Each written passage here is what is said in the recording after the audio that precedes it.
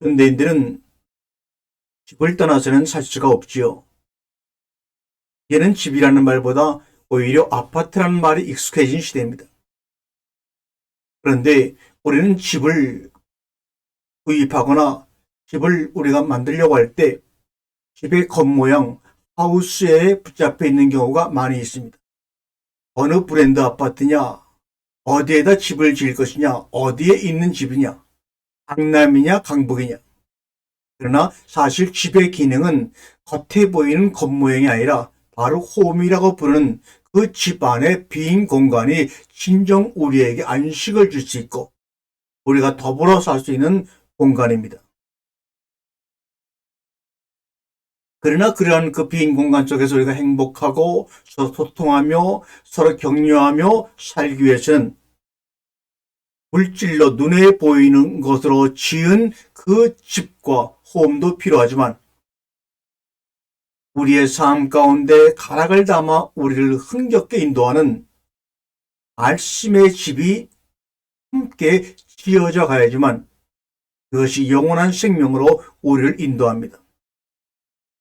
집의 빈 공간 속에 세상의 화려한 것과 사치스러운 것으로 아무리 치운들 거기에서는 언어의 교환이 일어날 수가 없습니다. 서로 입에서 고백되어지는 그 말씀, 말과 소리를 통해서 내 안에 그 집 빈 공간 안에 성전, 거룩한 전이 만들어져야 합니다.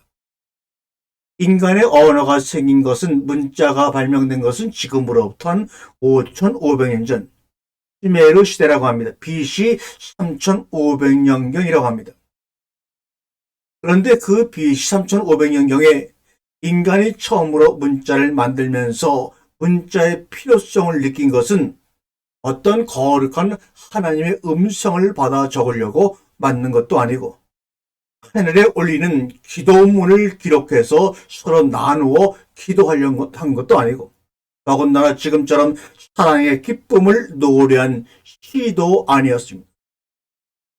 그저 곡물 수양량을 조사한 세금 장부와 외상 장부가 전부였습니다. 그런데 그것도 1%도 안 되는 소수의 사람들만이 알고 있는 그런 문자로부터 이 땅에 글자가 만들어졌던 것입니다.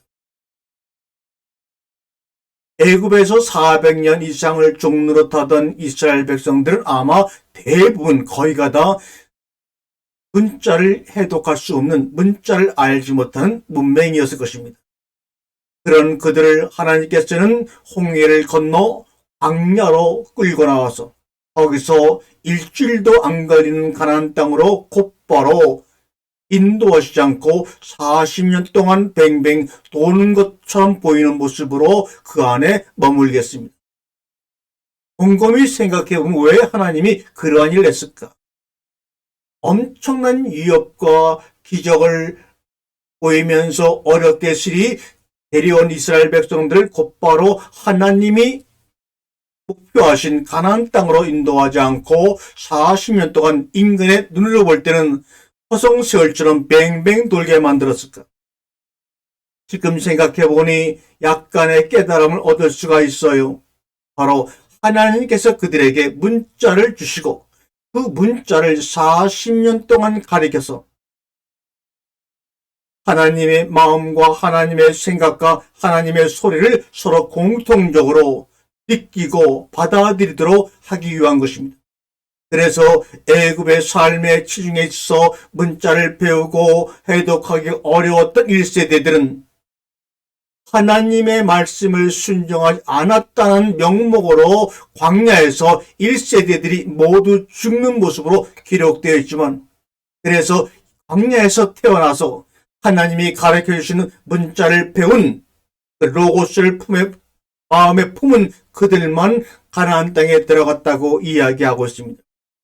겉의 명분은 하나님을 시험하고 그의 이름을 망령 때 일컬음으로 말미암아 다 죽었다고 얘기하지만 그렇게 광야로 데리고 나와서 지키지도 못할 삭막한 바람 부는 광야에서 하나님의 잘 하나님에 대해서 알지 못하고 살아왔던 그들에게 자신의 이름을 망령되이 일컫고 거룩하게 섬기지 않았다고 죽이는 하나님, 여러분, 그 하나님을 사랑의 하나님이라고 어느 인간이 이해할 수가 있겠습니까? 아니죠. 이해할 수 없는 것입니다. 이해할 수 없는 것으로 스스로 만족을 느끼는 하나님이실까요? 아닙니다. 아무리 인간의 문자가 동물의 수양약을 조사한 세금장부와 외상장부로 시작하였다 할지라도 그 외상장부가 말의 가락을 담아내었을 때, 소리의 가락을 담아내었을 때 비로소 그곳에서 누군가가 거주하기 시작합니다. 그것을 바로 하나님은 성전, 이렇게 말합니다. 너희는 하나님의 영이 하나님의 말씀이 거하는 성전인 줄 알지 못하느냐라고 바울이 말한 것은 바로 이런 말입니다. 오늘도 여러분의 마음을 통하여 들려질 이 소리가 여러분의 문자 속에 담겨 있을 때, 그래서 가락이 춤을 출 때 여러분의 마음은 날마다 새로운 성전이 만들어지는 겁니다. 벽돌로 만들고 나무로 만든 그 성전은 항상 100년 전이나 200년 전이나 같은 모습이지만 성전은 한 번도 같은 모습에 붙잡혀 있는 적이 없습니다. 날마다 새롭게 새로운 모습으로 존재하는 것이기 때문에 신전, 성전이라고 부르는 것이죠. 여러분이 어떠한 말을 갖고 있고 어떠한 말의 수준을 갖고 있다 할지라도 그 문자 안에 말의 가락을 담아내었을 때 비로소 내가 그 안에 거주하기 시작했다고 하나님이 말씀하십니다. 말의 가락을 담아내는 사람, 사도행전 2장에 보니까 하늘로부터 바람 같은 소리가 임하여 들리더니 각 사람에게 불의 혀 같은 것이 임했다고 말합니다. 하늘로서 바람 같은 소리가 바로 우리 인간의 문자를 타고 우리 속에 거주하기 시작했을 때 생명의 역사가 일어나는 것입니다. 불의 혀같이 모든 것을 태워버리고 정화시키는 것입니다. 어두웠던 삶을 환하게 비추어주는 것입니다. 바로 여러분들이 이 말씀을 통하여 피차간에 말씀의 신전, 언어의 신전, 하나님의 성전을 만들어가는 귀한 시간이 되시기를 주님의 이름으로 축원을 드립니다. 예수님이 살던 가나안 땅은 비가 오는 우기와 비가 전혀 오지 않는 건기로 완벽하게 구분된 땅입니다. 그런데 어느 날 비가 많이 오는 우기의 시기가 왔습니다. 갈릴리 언덕도 우기가 되게 되면 많은 비가 내리는 언덕입니다. 구준비 쏟아지는 갈릴리 언덕길, 앙상한 나무 가지 틈에 둥지를 튼 새 한 마리가 있었습니다. 그런데 자세히 보니까 구준비가 억수처럼 쏟아지는 그 나무가지 틈에서 그 새는 요동도 하지 않고 있었습니다. 왜 그런가? 왜 저렇게 많은 비를 맞고 있는가? 자세히 살펴보니까 알을 품고 있었습니다. 억수같이 쳐대는 강한 비바람을 다 맞으면서 날개 지붕을 펴 둥지를 덮고 떨고 있었습니다.